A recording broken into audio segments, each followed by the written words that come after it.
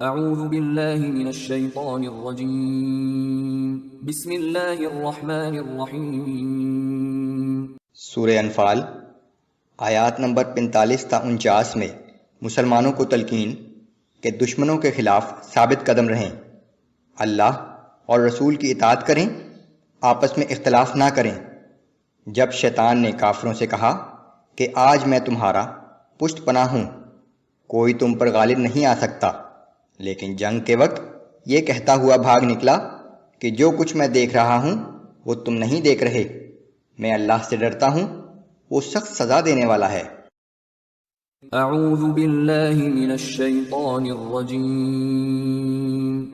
یا ایہا الذین آمنوا اذا لقیتم فئة فاثبتوا واذکروا اللہ کثیرا لعلکم تفلحون۔ اے ایمان والو، جب کافروں کی کسی جماعت سے تمہارا مقابلہ ہو تو ثابت قدم رہو اور اللہ کو کثرت سے یاد کیا کرو تاکہ تمہیں کامیابی حاصل ہو۔ وَأَطِيعُوا اللَّهَ وَرَسُولَهُ وَلَا تَنَازَعُوا فَتَفْشَلُوا وَتَذْهَبَ رِيحُكُمْ وَاصْبِرُوا۔ اور اللہ اور اس کے رسول کی اطاعت کرو اور آپس میں جھگڑا نہ کرو وگرنہ بزدل ہو جاؤ گے اور تمہاری ہوا اکھڑ جائے گی، اور ثابت قدم رہو۔ ان اللہ مع الصابرین۔ یقیناً اللہ تعالیٰ ثابت قدم رہنے والوں کے ساتھ ہے۔ ولا تكونوا كالذين خرجوا من ديارهم بطرا ورئاء الناس ويصدون عن سبيل الله۔ اور تم ان کافروں کی طرح نہ ہو جانا جو اپنے گھروں سے اتراتے ہوئے اور لوگوں کو دکھانے کے لیے نکل آئے، اور ان کی حالت یہ ہے کہ وہ لوگوں کو اللہ کی راہ سے روکتے ہیں۔ واللہ بما يعملون محیط۔ اور ان کے تمام اعمال اللہ کے احاطہ علم میں ہیں۔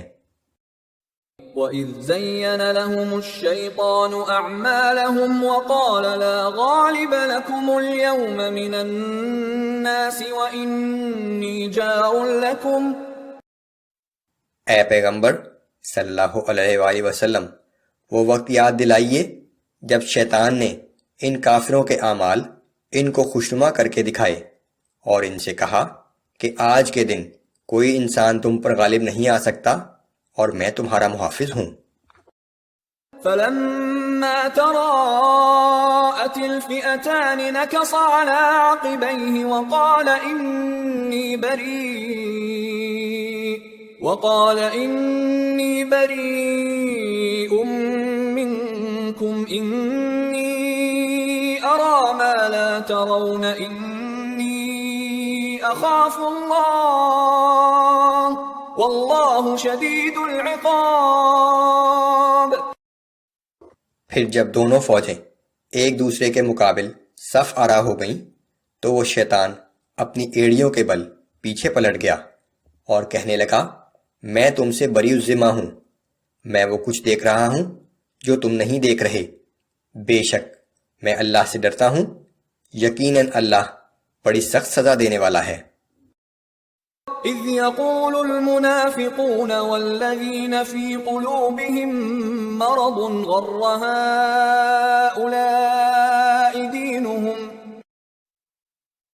اور وہ وقت بھی قابل ذکر ہے جب منافقین اور وہ لوگ جن کے دل میں کفر کی بیماری ہے کہہ رہے تھے کہ ان مسلمانوں کو تو ان کے دین نے مغرور کر دیا ہے۔